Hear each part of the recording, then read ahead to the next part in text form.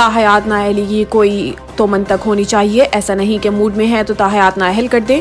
Supreme court में article 62(1)(f) की तहत नाअहली मुद्दत केस की समाअत हुई। दरखास्त गुजार के वकील ने दलाइल दिए कि अदालतें डिक्लेरेशन देने का इख्तियार रखती हैं। 2017 में सुप्रीम कोर्ट ने करार दिया जब हकाइक तस्लीम शुदा हो डिक्लेरेशन दिया जा सकता है। चीफ जस्टिस ने रिमार्क्स दिए कि सुप्रीम कोर्ट कैसे डिक्लेरेशन दे सकता है, सुप्रीम कोर्ट को यह हक कैसे हासिल हुआ, क्या सुप्रीम कोर्ट आर्टिकल 62(1)(f) का बराह रास्त कोर्ट ऑफ लॉ के इख्तियार का इस्तेमाल कर सकती है, क्या इलेक्शन ट्रिब्यूनल ताहयात नाअहल भी कर सकता है। सवाल यह है कि नाअहली ताहयात होगी, ये कहाँ लिखा हुआ है। नाअहली ताहयात का असूल तो समीउल्लाह बलोच केस में तय किया गया। अगर हम समीउल्लाह बलोच केस और सेक्शन 232 दोनों को गलत कह दें तो नाअहली तो एक दिन भी नहीं रहेगी। कोई सच्चा है या नहीं यह असूल तो ट्रायल के बाद ही तय हो सकता है। इस्लाम में तौबा और सिरातुल मुस्तकीम पर वापस आने का रास्ता मौजूद है। चीफ जस्टिस पाकिस्तान ने कहा कि एक जज कहेगा नाअहली होती है, दूसरा जज कहेगा नाअहली नहीं होती।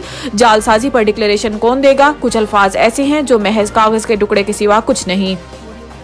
फैज हमीद ने धरना कमीशन को जवाब जमा करवा दिया। हुकूमत के खिलाफ साजिश के इल्जामात की तरदीद।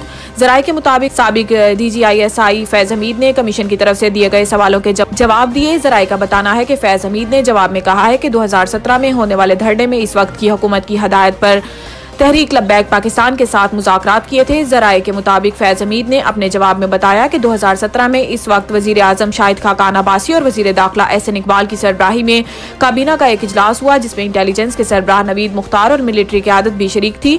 इन तमाम अफराद की मुश्तरका हदायत पर TLP से मुज़ाकरात किए थे।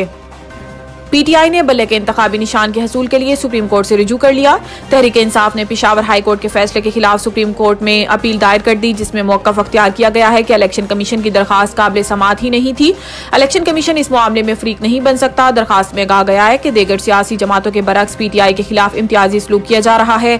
इलेक्शन कमीशन ने बल्ले का इंतखाबी निशान वापस लेते हुए वक्त शवाहिद को मद्देनजर नहीं रखा, जबकि पेशावर हाई कोर्ट के जज ने कानून की गलत तशरीह की जिसके बाइस नाइंसाफी हुई। PTI दरखास्त में कहा गया है कि 26 दिसंबर 2023 को आर्जी रिलीफ दिया गया था। आर्जी रिलीफ से कबल फ्री कैन को नोटिस दिया जाना जरूरी नहीं। नाकाबिले तलाफी नुकसान के खदशात के तहत अबूरी रिलीफ दिया जाता है। पेशावर हाई कोर्ट को बताया कि बल्ले का निशान न मिलने से ना तलाफी नुकसान होगा। NA 15 नवाज शरीफ के कागजात मंजूरी के खिलाफ आजम सवाती की अपील समाअत के लिए मंजूर। PTI रहनुमा आजम सवाती ने मुस्लिम लीग नून के कायद नवाज शरीफ के एबटाबाद में कौमी असम्बली के हल्के NA 15 से कागजात नामजदगी के मंजूरी के खिलाफ अपील दायर की थी जिसे समाअत के लिए मंजूर कर लिया गया है। अदालत ने आजम सवाती की अपील पर नवाज शरीफ को कल के लिए नोटिस जारी कर दिया और इलेक्शन ट्रिब्यूनल के सरबराह जस्टिस कामरान हयात अपील पर समाअत करेंगे।